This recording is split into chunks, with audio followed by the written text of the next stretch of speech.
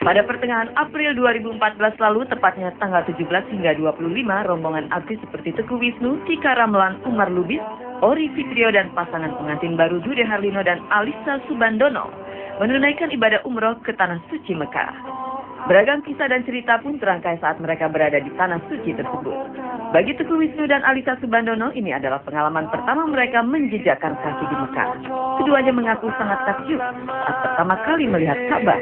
Benar banyak sekali hal-hal yang saya takjub, kagum dengan umroh saya kali ini. Ini yang pertama kali. Waktu saya pertama kali melihat Ka'bah begitu merinding, saya nangis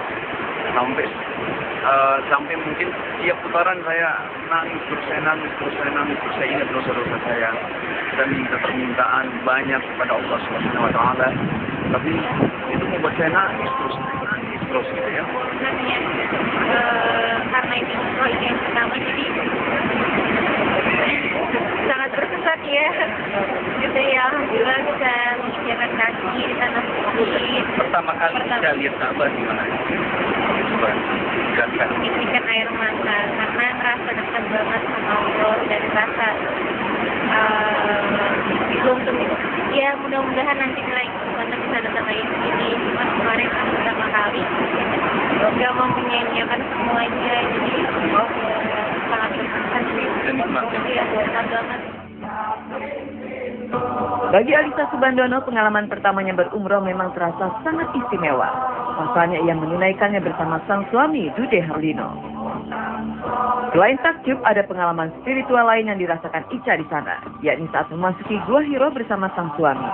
Gua Hiro merupakan salah satu tempat bersejarah umat Islam, karena di gua itulah Nabi Muhammad SAW menerima wahyu pertama dari Allah. Ada satu pengalaman kami yang memang salah satu tempat yang kami kunjungi dan itu memang cukup berkesan adalah pada saat kita mengunjungi Gua Hiro. Kita sampai di Gua Hiro itu sekitar jam 12 di bawah. Pada saat kita melihat di bawah, kita lihat puncaknya ada di atas, itu memang hampir tidak mungkin kita bisa naik ya, karena tinggi sekali dan curam. Tapi kami dengan bismillah gitu, karena ingin merasakan bagaimana dulu Rasulullah setiap saat ingin menyendiri ya, ingin hanya berdua saja dengan Allah dalam proses menemukan satu hidayah yang luar biasa gitu, sampai malaikat Jibril hadir dan memberikan wahyu pertama kali.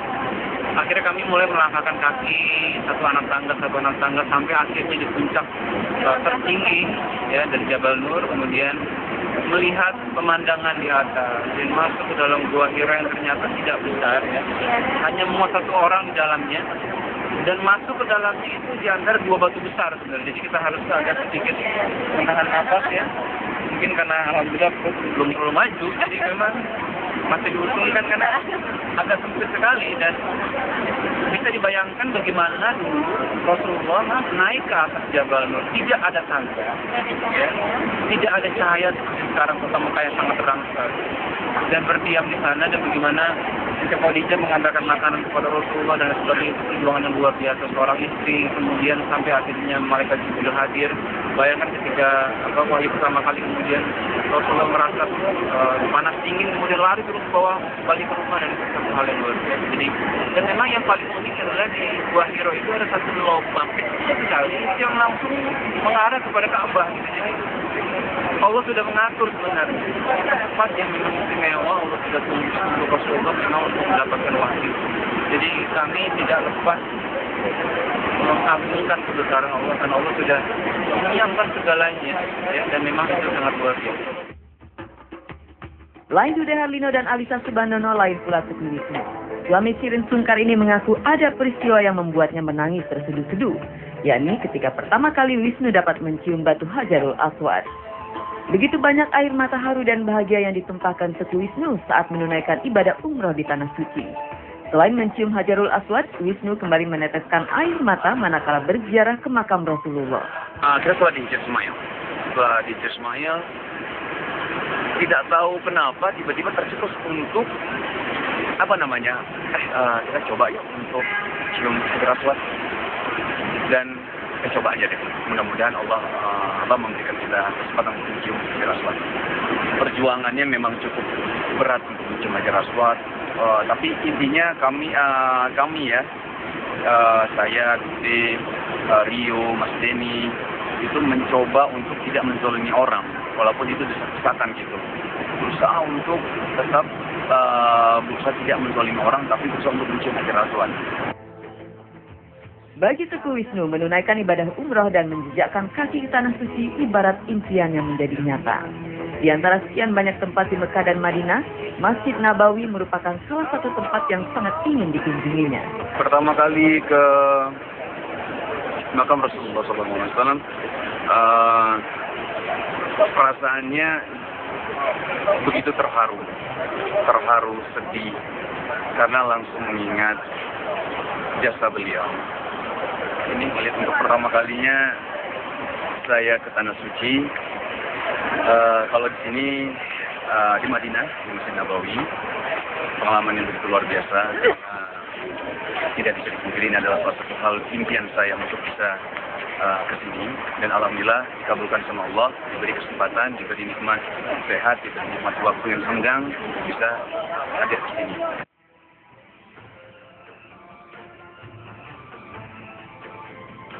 Selain Masjid Nabawi, Masjidil Haram dan makam Rasulullah, tempat yang juga membuatnya berkesan adalah ketika mendaki Bukit Kasih Sayang atau Jabal Rahmah. Bukit yang menjadi tempat dipertemukannya kembali Nabi Adam dan Siti Hawa.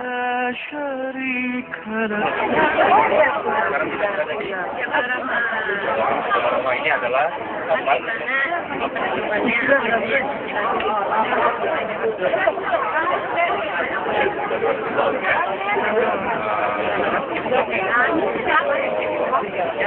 saya di mana ya sekarang? Kalau tadi ada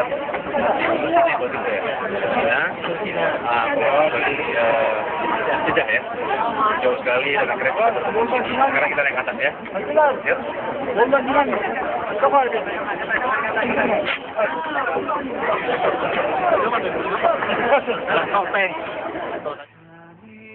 Selagi berada di Madinah, Teguh Wisnu dan Dude Harlino CS juga menyempatkan diri untuk berziarah ke pemakaman Baqi yang terletak 30 meter sebelah timur Masjid Nabawi. Di pekuburan tersebut dimakamkan sekitar 10.000 sahabat dan keluarga Nabi Muhammad SAW. Hari ini Allah izinkan kita berada di Tanah Suci di Madinah, dan ini kita berada di pemakaman Baqi, persis di belakang Masjid Nabawi, tempat dulu Rasulullah bertinggal, kemudian Masjid Nabawi di sampingnya, dan di sini dimakamkan keluarga Nabi, kecuali Siti Khadijah dan Maimunah. Dan kalau kita lihat sebenarnya tidak ada nama atau tanda-tanda apapun yang mengkhususkan bahwa ini makam siapa, ini makam siapa. Yang paling penting kita kemari untuk mengingatkan bahwa suatu hari nanti kita akan dimakamkan juga, dan mudah-mudahan suatu saat kita bertemu dengan Rasulullah dan bisa diberikan syafaat oleh beliau dan bisa dibangkitkan bersama orang-orang yang soleh, dan dibangkitkan bersama para pejuang Islam, insyaallah. Usai menunaikan ibadah umroh selama 9 hari, menjelang kepulangannya ke Indonesia, Dude dan kawan-kawan pun menyempatkan diri mampir serta belanja aksesoris di sebuah sentra oleh-oleh di Madinah. Semoga perjalanan ibadah umroh yang sangat berkesan di hati kita, dan mudah-mudahan menjadi umroh yang mabrur, insyaallah. Semoga menjadi bekal kita di yaumil akhir, menjadi saksi kita nanti di alam kubur, insyaallah. Dan semoga nanti Allah mengizinkan kita bisa kembali lagi ke Tanah Suci untuk melaksanakan ibadah umroh, berziarah ke makam Rasulullah, dan menikmati semua keindahan yang Allah telah siapkan di Tanah Suci.